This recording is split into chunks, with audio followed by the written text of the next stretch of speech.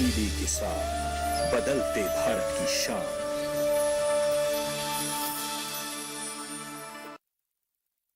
मौसम खबर के प्रायोजक हैं agriculture insurance company of India limited. संपन्न भारत की पहचान, बीमित फसल, खुशहाल किसान।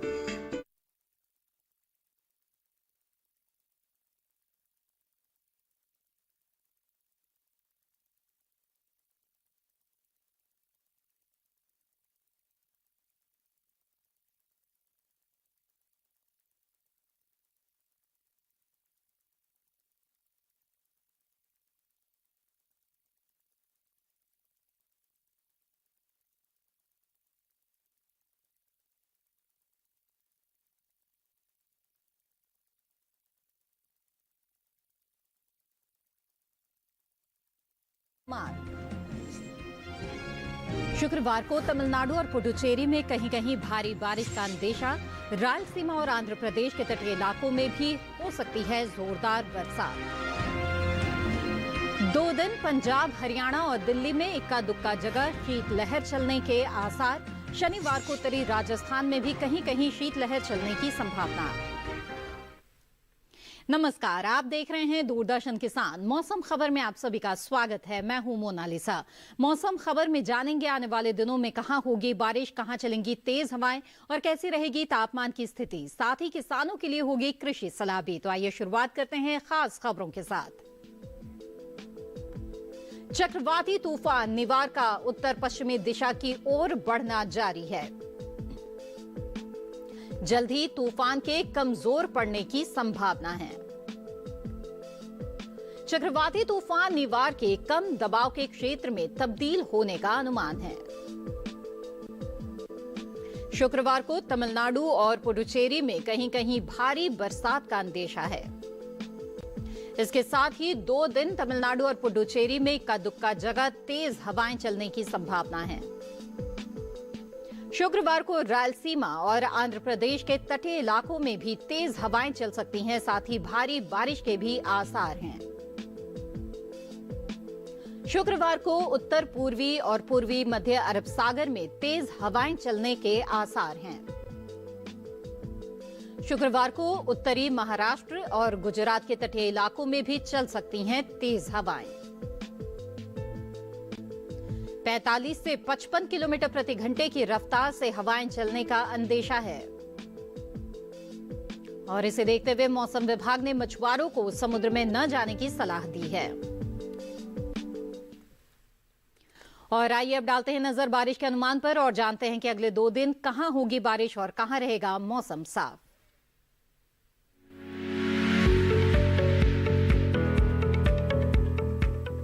मौसम के हाल में सबसे पहले बात करते हैं उत्तर भारत के पहाड़ी इलाकों की।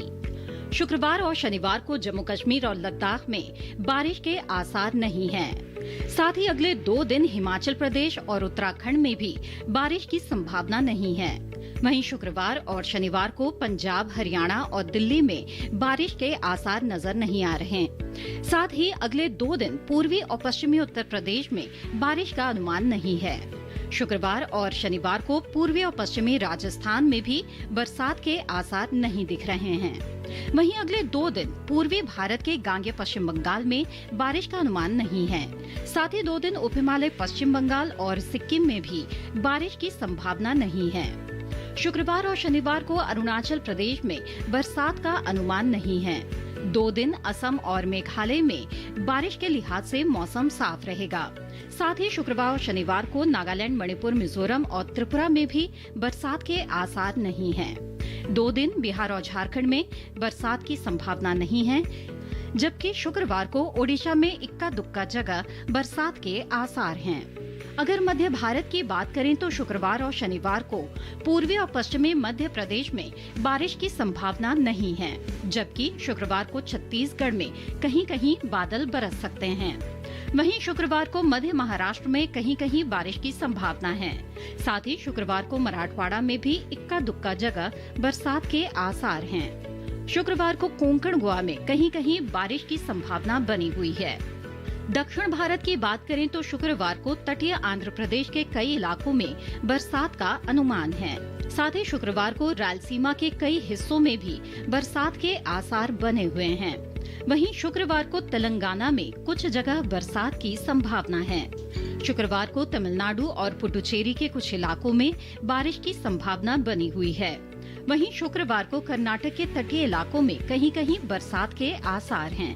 साथ ही शुक्रवार को दक्षिणी कर्नाटक के भीतरी इलाकों में कुछ जगह बारिश का अंदेशा है।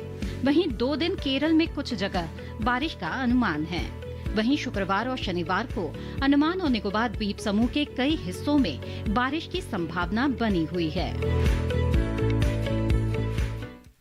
जी हाँ, ये तो बात हुई आने वाले 2 दिनों में बारिश की संभावनाओं की। और अब जान लेते हैं कि पिछले 24 घंटों के दौरान देश में कैसा रहा मौसम का मिजाज। पिछले 24 घंटों के दौरान जम्मू कश्मीर, लद्दाख, गिलगित बल्तिस्तान और मुजफ्फराबाद में कई जगह बारिश हुई।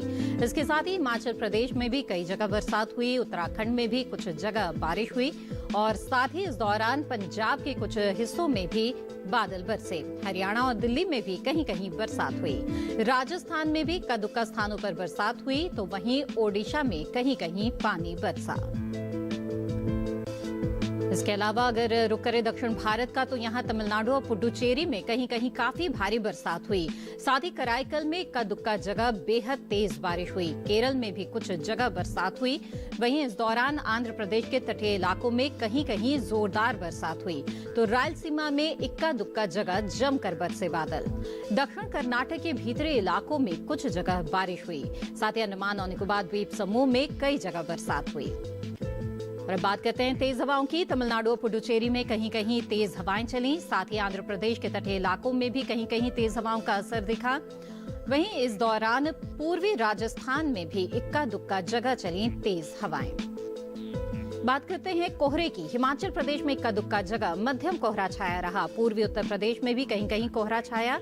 पंजाब, हरियाणा और दिल्ली के कुछ हिस्सों में भी कोहरा छाया रहा। साथ ही तमिलनाडु और पुडुचेरी में कहीं कहीं हल्का कोहरा छाया रहा।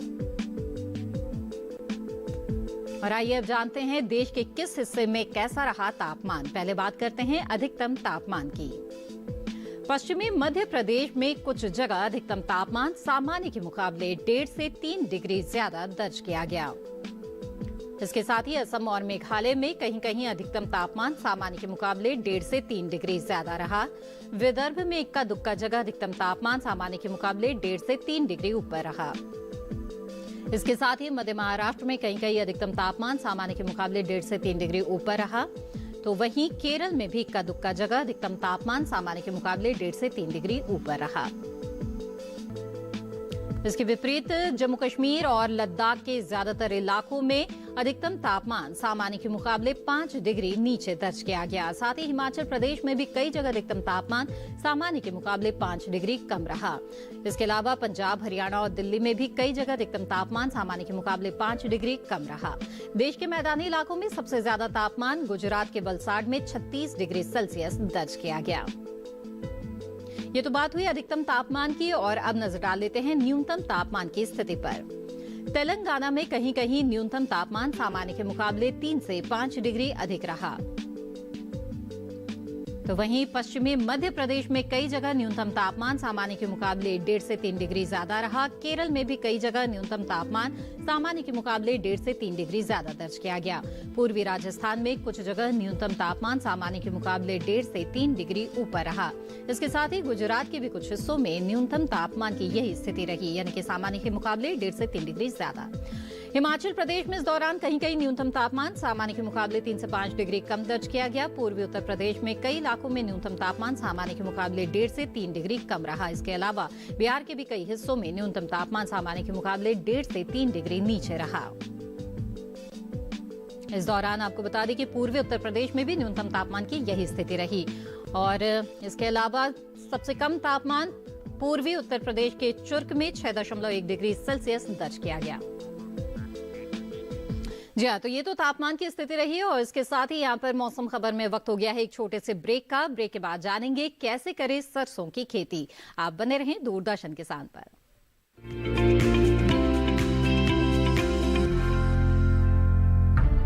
विपदा कोई भी हो, पर किसान है सुरक्षित। AIC है ना।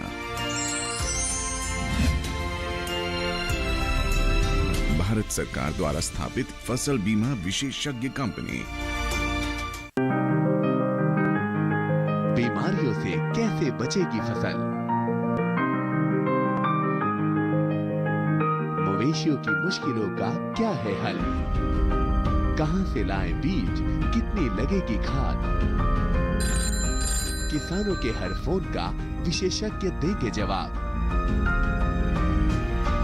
देखिए हेलो किसान लाइव सोमवार से शुक्रवार शाम 6 बजे।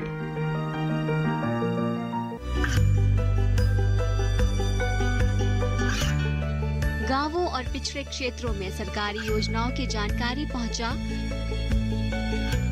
देश में कौशल और क्षमता विकास कर ग्रामीणों को सामाजिक बदलाव और विकास से जोड़ने की दूरदर्शन किसान की पहल चौपाल चर्चा देखें सोमवार से शुक्रवार सुबह 9 बजे।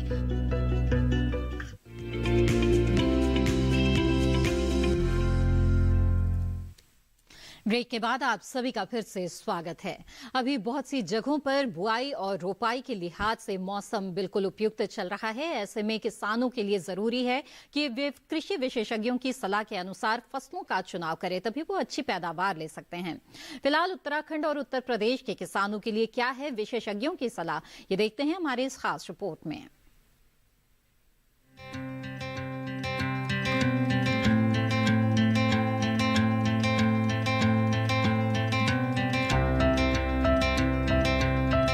उत्तराखंड में गेहूं की बुआई के लिए खेत तैयार करें। किसान मसूर की खेती के लिए भी खेत तैयार कर लें। यहाँ लहसुन की फसल में गुड़ाई और निराई करते रहें। साथ ही लहसुन में पर्याप्त नमी बनाए रखें। बात करें प्याज की, तो प्याज की रोपाई के लिए ये उपयुक्त समय है। इसके अलावा आलू के खेत में मिट्टी में नमी बनाए रखना जरूरी है। वहीं गन्ने की कटाई कर सकते हैं। अभी मूली की बुआई करते रहें। इस समय बागों में घास फूस निकाल सकते हैं। किसान गाजर और सरसों के खेत से खरपतवार निकाल लें। अभी गाजर में कीटों के लगने का अंदेशा है। ऐसे में कृषि विशेषज्ञ की सलाह से गाजर में कीटनाशक का छिड़काव करें। उत्तराखंड में धान की तैयार फसलों की कटाई कर लें। साथ ही मटर की बुआई कर सकते हैं। वहीं उत्तर प्रदेश में गेहूं और चने की बुआई करें। साथ ही ज्वार और बाजरा भी बोएं। किसान मक्का, लहसुन और सरसों की बुआई कर लें। यहीं प्याज, टमाटर और लाल मिर्च की रोपाई कर सकते हैं। अभी फूल गोभी और ब्रोकली की रोपाई के लिए समय उपयुक्त है। वहीं अरबी और आलू की भी रोपाई कर सकते हैं। उत्तर प्रदेश में गन्ने की भी रोपाई करें। किसान गाजर और मूली की बुआई करते रहें। इस समय बागों से खरपतवार निकाल लें। इसके अलावा मटर में सिंचाई करते रहें। साथ ही बैंगन में निराई कर सकते हैं। अभी पालक, मेथी और धनिये की बुआई कर लें। वहीं चने में निराई गुड़ाई करें। अभी सरसों की बुआई का समय चल रहा है। भारत में बड़े पैमाने पर सरसों उगाई जाती है और अच्छी पैदावार के लिए कदम कदम पर एहतियात बरतने की जरूरत होती है। बीजों का चुनाव करते समय इस बात का ध्यान रखें कि जो किस्म आप खरीद रहे हैं वो आपके इलाके की जलवायु के हिसाब से सही हो। तो आइए जानते हैं सरसों की बुआई के बारे में।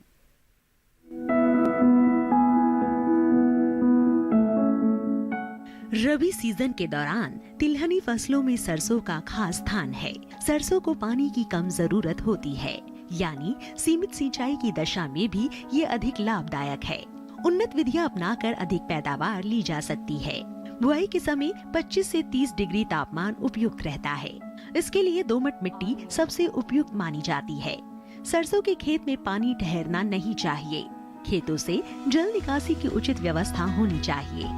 1 हेक्टेयर बुआई के लिए 3 से 4 किलो बीज पर्याप्त होते हैं। कतार से कतार के बीज की दूरी 30 से 45 सेंटीमीटर और पौधे से पौधे की दूरी 10 से 15 सेंटीमीटर रखें। बुआई के 15 से 20 दिन बाद घने पौधों को निकाल दें और 2 पौधों के बीच 15 सेंटीमीटर की दूरी कर दें। खरपतवार नियंत्रण के लिए विशेषज्ञों की सलाह पर उचित दवाओं का छिड़काव करें। सरसों की खेती के लिए गोबर की सड़ी हुई खाद की बुआई से पहले और अंतिम जुताई के समय खेत में मिला देना चाहिए। तथा सिंचित दशा में 120 किलोग्राम नाइट्रोजन, 60 किलोग्राम फास्फोरस तथा 60 किलोग्राम पोटाश तत्व के रूप में प्रति हेक्टेयर की दर से प्रयोग करते हैं। नाइट्रोजन की आधी मात्रा, फास्फोरस तथा पोटाश की पूरी मात्रा बुआई से पहले अंतिम जुताई के समय खेत में मिला देनी चाहिए। सरसों में पहली सिंचाई फूल आने के समय और दूसरी फलियों में दाने भरते समय करनी चाहिए। जाड़े के मौसम में अगर बारिश हो जाए तो दूसरी सिंचाई की भी जरूरत नहीं पड़ती। बुआई से पहले मिट्टी की जांच जरूर कराएं। सरसों की फसल में जब 75% फलियां सुनहरे रंग की हो जाए तब फसल को काटकर, सुखाकर या मड़ाई करके बीज अलग कर लेने चाहिए। सरसों के बीज को अच्छी तरह सुखाकर ही भंडारण करना चाहिए। और आइए अब बुलेटिन में बढ़ते हैं आगे, नजर डाल लेते हैं मौसम के अनुसार खेती किसानी की कुछ खास बातों पर। कर्नाटक में ज्वार की किसान इस वक्त बुआई कर सकते हैं।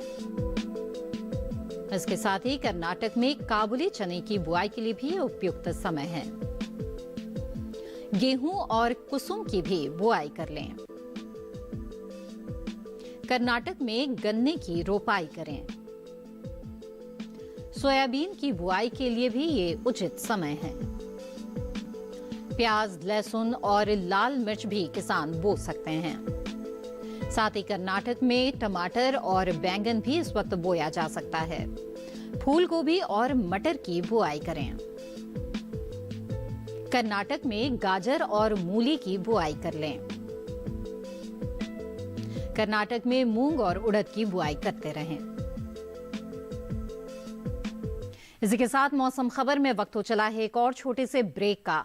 आगे डालेंगे नजर मौसम और खेती से जुड़ी हुई कुछ खास बातों पर। आप बने रहें दूरदर्शन किसान के साथ।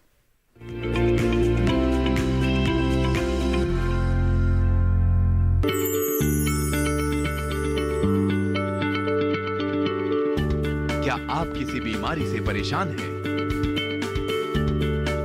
चाहते हैं डॉक्टर की सलाह? तो हम हैं आपके साथ। बताएंगे आपको जीने की राह। समस्याएं आपकी, समाधान देश के मशहूर विशेषज्ञों के। घर बैठे बात करें देश के जाने माने डॉक्टरों से। हमारे लाइव प्रोग्राम स्वस्थ किसान में हर शनिवार शाम 6 बजे से 7 बजे तक। ये कामयाबी है अन्नदाता की। ये कहानी है खेत और खलिहानों की। कैसे करें अपने पशुओं की देखभाल,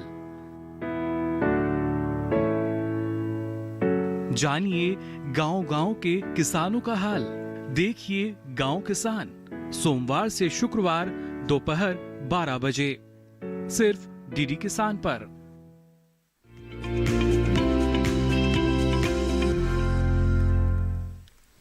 ब्रेक के बाद आप सभी का फिर से स्वागत है और आइए अब जान लेते हैं मौसम के लिहाज से खेती किसानी की कुछ और खास बातें। केरल में किसान धान के खेत से खरपतवार निकालें। केरल में धान में जरूरी उर्वरक डालें। वहीं नारियल में जरूरी उर्वरक का इस्तेमाल करें। केरल में केले की रोपाई कर सकते हैं। केरल में किसान केले में निराई भी करते रहें। केले की खेत से जल निकासी का प्रबंध करें। अभी काली मिर्च में कीटों के लगने का अंदेशा है। कृषि विशेषज्ञों की सलाह से कीटनाशक का छिड़काव करें। रबर के खेत से घास फूस निकाल सकते हैं। केरल में सुपारी की तुड़ाई कर लें। और अब बुलेटिन में नजर डालते हैं मौसम की कुछ अहम झलकियों पर। शुक्रवार को कराईकल में कहीं कहीं जमकर बरसेंगे बादल।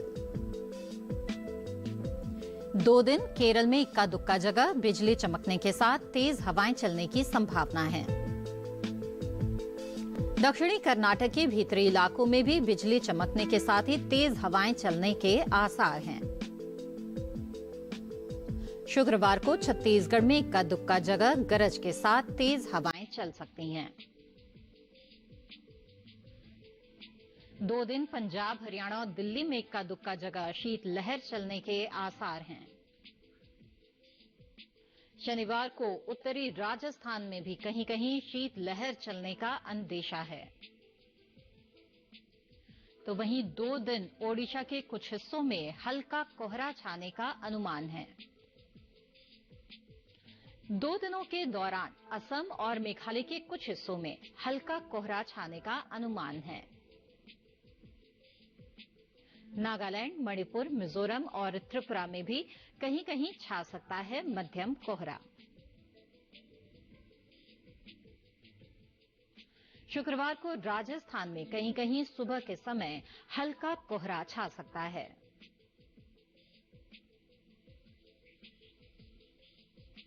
और अब चलते चलते एक नजर अगले 4 दिनों के लिए 9 शहरों के तापमान पर।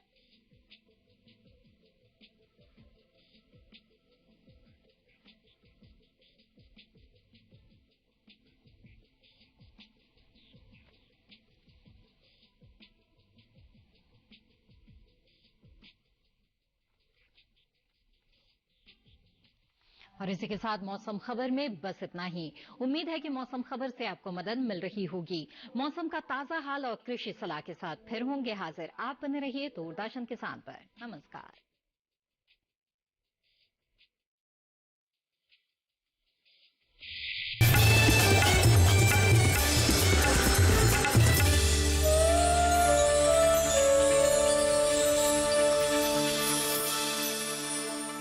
Insurance company of India limited, संपन्न भारत की पहचान, बीमित फसल, खुशहाल किसान।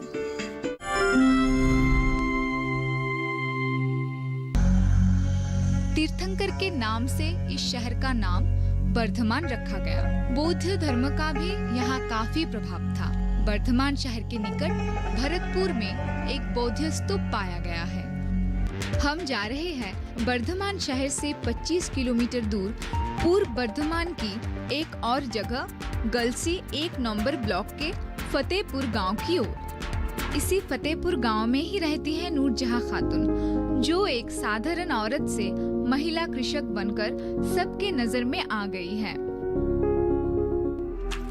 धान उत्पादन में बर्धमान की ख्याति सालों से है।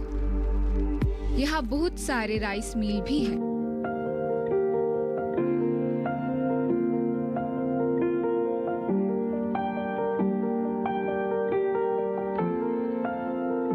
और इसी कारण के वजह से नूरजहां खातून ने खेतीबाड़ी के काम पर ही ध्यान दिया है।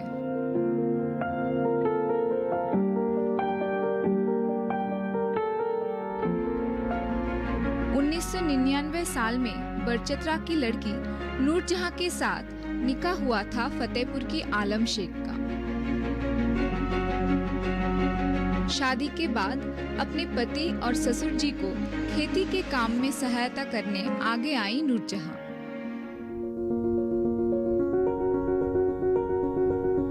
अपने लगभग 10 बीघा जमीन में आलू, धान, सरसों, चना, मसूर दाल और भी कई सब्जियों की खेती होती थी।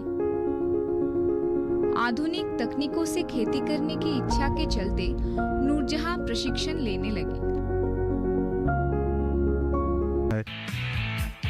नूरजहां साल भर कई फूलों की खेती भी करती है। स्थानीय बाजार में मौसमी फूलों के मांग के कारण उनको इस फूलों के खेती से अच्छा खासा लाभ होता है। दामोदर नद के किनारे अपनी तालाब में उन्होंने मछली की खेती भी की। मछली संरक्षण और बाजारों में भेजने के लिए नूरजहां को राष्ट्रीय कृषि विकास योजना के तहत ताप प्रतिरोधक यंत्र भी मिला है।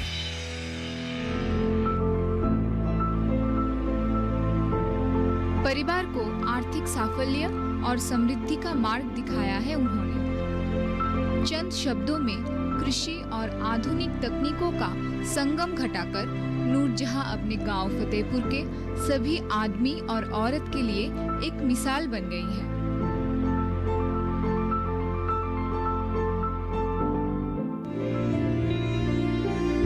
खेती कर प्रतिष्ठा पाने की लड़ाई नूरजहां की काफी कठिन थी, लेकिन उन्होंने अपनी अदम्य साहस और परिश्रम से हर बाधा को पार किया। नूरजहां खातून का सफर यही खत्म नहीं होता। अपने गांव और आसपास के कई गांव के महिलाओं को इकट्ठा कर उन्होंने कई आत्मनिर्भर दलों का प्रारंभ किया है।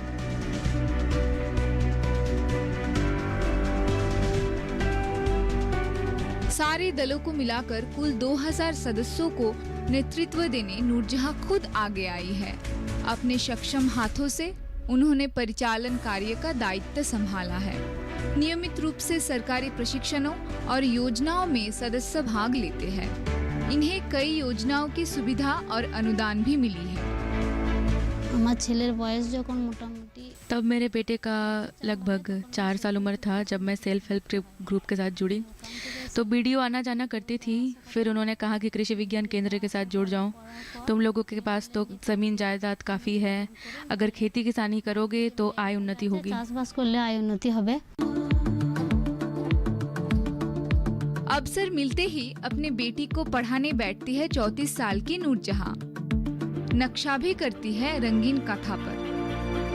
अपने और आसपास के सभी लोगों के तरक्की के सपने देखती है वो। फसल से हरा भरा खेत भी इस ख्वाब के खोज में मानो उनका साथी बन जाता है।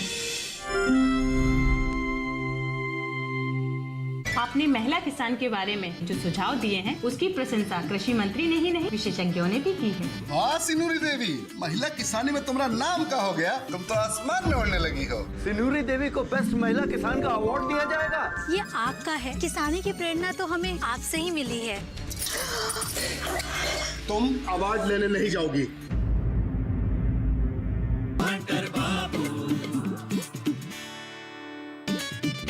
गांव हंटर बाबू का देखिए सोमवार से शुक्रवार रात 8:30 बजे। बेड़ियों को तोड़ती, रूढ़ियों को छोड़ती, सशक्तिकरण को ओढ़ती महिलाएं, समाज में भरते प्राण, युवा अरमान, ग्रामीण धरती के कोने कोने में आई एक नई पहचान, पिछड़ी व्यवस्था को चीरकर देती नई उड़ान, पूर्वोत्तर में सरकारी प्रयासों के विकास की नवधारा। देखिए पहली किरण पूर्वोत्तर की कहानियाँ सोमवार से बुधवार दोपहर 12:30 पर। हमारे पकवान ही हैं हमारी विरासत। यहाँ हर थाली में दिखती है भारतीय परंपरा। यहाँ आबो हवा में बसती है सेहत। ये शुद्ध देसी भोजन ही है हमारी पहचान। देखिए हमारी पाकशाला।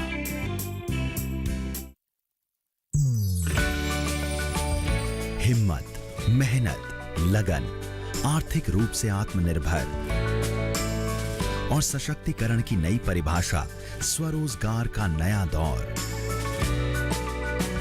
महिलाओं के जीवन की नई भोर। महिला स्वावलंबन, एक कदम विकास की ओर। हर गुरुवार शाम 4:30 बजे डीडी किसान पर। आपने महिला किसान के बारे में जो सुझाव दिए हैं उसकी प्रशंसा कृषि मंत्री ने ही नहीं विशेषज्ञों ने भी की है। हाँ सिनूरी देवी, महिला किसानी में तुम्हारा नाम का हो गया, तुम तो आसमान में उड़ने लगी हो। सिनूरी देवी को बेस्ट महिला किसान का अवार्ड दिया जाएगा। ये आपका है। किसानी की प्रेरणा तो हमें आपसे ही मिली है। तुम आवाज लेने नहीं जाओगी।